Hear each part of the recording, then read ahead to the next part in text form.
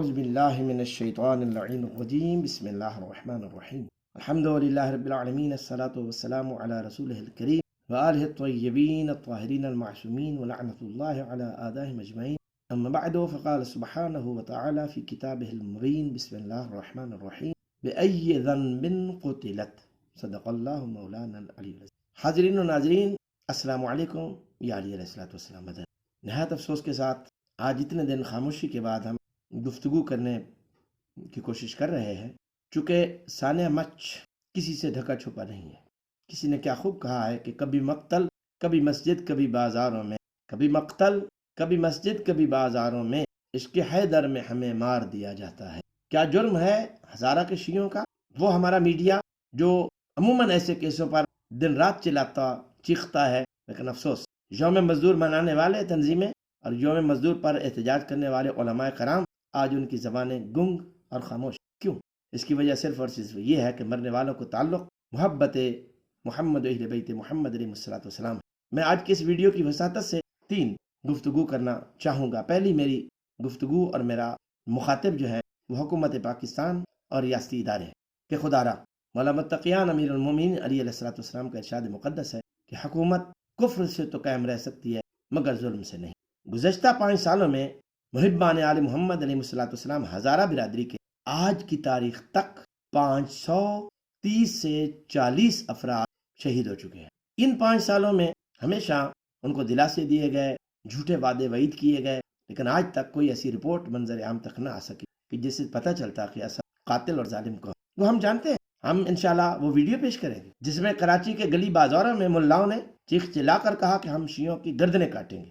شہنشاہ نقوی ہو بغیرت، ہم نسلیں کھا جائیں گے، تم لوگوں کو ختم کر دیں گے، غرق کر دیں گے۔ اگلا قدم اس کی FIR کاٹنا نہیں بلکہ اس کی گردن کاٹنا ہوگا انشاءاللہ۔ یہ شیعوں نے ہمیں چھیڑ کے اپنی موت کو پکارا ہے۔ ہم شیعوں کے ساتھ وہ کارنامے کریں گے ان کے آنے والے نسلیں یاد رکھیں۔ صرف یہ کہ ملک کے اعلیٰ عہدوں پہ یہ فائز ہیں، دفع کرو، اگر خود جان دینی ہے دیو۔ طرح روڈوں پہ اپنے مرنے مارنے کے لیے کٹنے کاٹنے کے لیے تیار ہے۔ جو دیوار آئے گی وہ کراس کریں گے، وہ دیوار کو پاش کریں گے۔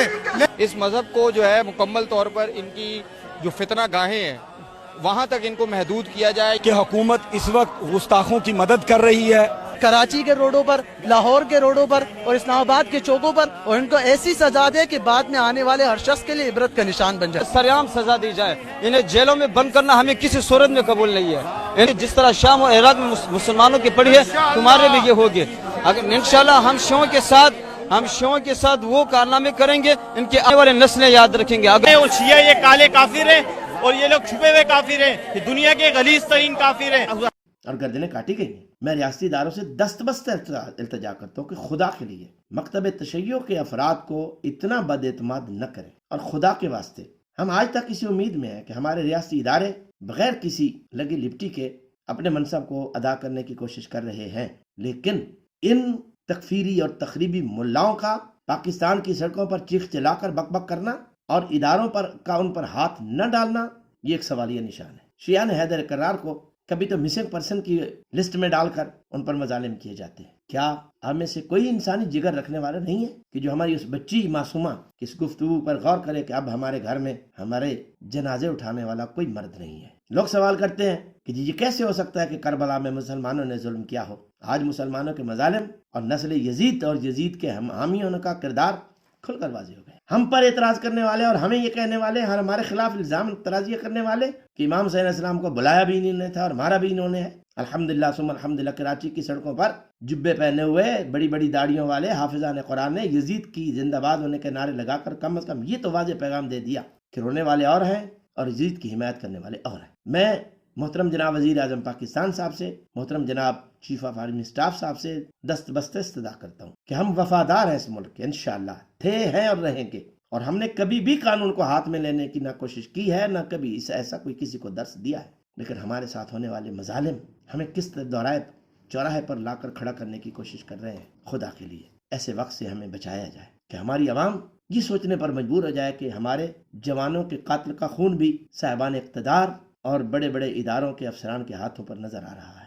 خدا کے لیے اس کے بعد میں ملت جعفریہ کے بزرگ علماء اور تنظیمی سربراہان سے بھی انتہائی معذرت کے ساتھ استدعا کرنا چاہوں گا کہ خدا کے لیے اب آپ کو مکتب تشیع کے لوگوں کی جان و مال کی حفاظت کے لیے ایک نقطہ نظر پر اکٹھا ہونے کی ضرورت ہے، اور میں قائدین محترم سے استدعا کرتا ہوں کہ وہ اس موقع پر ایک اجتماعی سوچ، اجتماعی فکر اور اجتماعی فیصلے کا اعلان کر کے ان دہشت گردوں کو کوئی پیغام دیں۔ اب ہمیں یہ مشکل نہیں ہے ہمارے لیے کہ ہم اپنی حفاظت نہیں کر سکتے، جب ہم نے اپنی حفاظت کا کام شروع کر دیا تو پھر ایسا نہیں ہوگا، اور ہم کبھی نہیں چاہیں گے کہ ہمارے نوجوان اسی ڈگر پر اتر آئیں کہ وہ بھی اپنی حفاظت خود کریں، کیونکہ اس کے بعد پھر حالات یہ نہیں ہوں گے جو اب دیکھنے کو آ رہے ہیں۔ اس کے بعد میں محترم جناب وزیر اعظم پاکستان صاحب کی خدمت میں استدعا کرتا ہوں کہ شہداء کے وارثین آپ کے انتظار میں بیٹھے۔ کیوں؟ وعدے وہی تو پہلے بھی ہو چکے، اب بھی ہونے، اس لیے کہ گزشتہ دنوں جب یہی ہزارہ کی کمیونٹی کے شیعہ مکتب اہل بیت علیہ السلام سے تعلق رکھنے والے افراد اپنے 100 کے قریب لاشیں لے کر سڑکوں پر بیٹھے تھے، تو اس وقت کی حکومت کے بارے میں آپ نے جو فرمایا تھا وہ آپ کو بلا کر شاید یاد دلانا چاہتے ہوں کہ اس وقت تو آپ کے اختیار میں کچھ نہیں تھا، اب تو الحمدللہ آپ کے اختیار میں ہے۔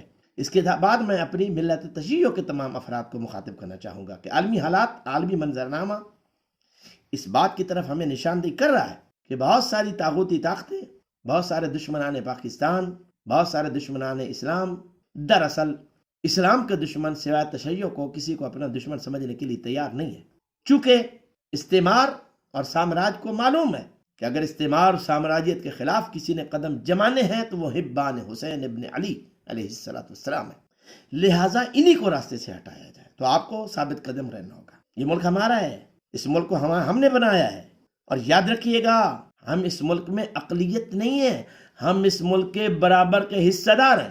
ہمیں کبھی ایسا ہمارے بارے میں سوچنے کی کوشش نہ کی جائے، اور اس لیے ہم نے انشاءاللہ اس ملک کو بنایا ہے تو اس کو بچانے میں بھی ہم بھرپور کردار ادا کریں گے۔ لیکن سامراج کو، طاغوت کو اور اس کے اعلیٰ کاروں کو کون نہیں جانتا کہ یہ اربوں ڈالر پاکستان میں انویسٹمنٹ کی گئی صرف شیعہ سنی کو لڑانے کے لیے۔ الحمدللہ ثم الحمدللہ شیعہ سنی علماء نے انتہائی بصارت سے کام لیتے ہوئے ان سازشوں کو ناکام بنانے کی بھرپور کوشش کی، اور اب بھی انشاءاللہ کیا جائے گا۔ لیکن اب روز روشن کی طرح وہ لوگ کھل کر سامنے آ چکے ہیں کہ جنہوں نے اپنے مفادات کے لیے یہاں پر سنی شیعہ فسادات کرائے اور اس کو آگے بڑھانے کی کوشش کی۔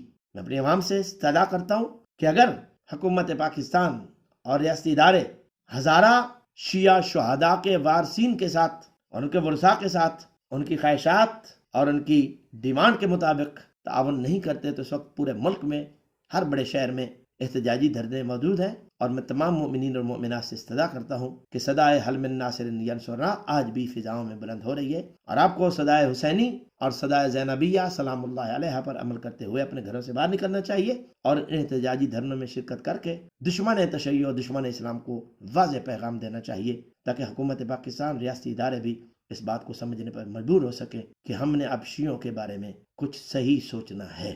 جن ملاؤں نے کوئٹہ کی گلیوں میں اور سڑکوں پہ کھڑے کر اعلانیہ کہا تھا کہ ہم شیعوں کو یہاں پر زندہ نہیں رہنے دیں گے، آخر حکومت پاکستان اور پاکستان کے ریاستی ادارے ان پر ہاتھ ڈالنے میں اتنا پس پیش سے کیوں کام کر رہے ہیں؟ میں امید کرتا ہوں اور انشاءاللہ اور مجھے یقین ہے کہ ہماری حکومت اور محترم وزیر اعظم صاحب اور ہمارے ریاستی ادارے اس بارے میں مثبت فیصلہ کریں گے، اور اس ملک کو اور اس کی بنیادوں کو محفوظ کرنے والوں کو یوں تنہا نہیں چھوڑیں گے۔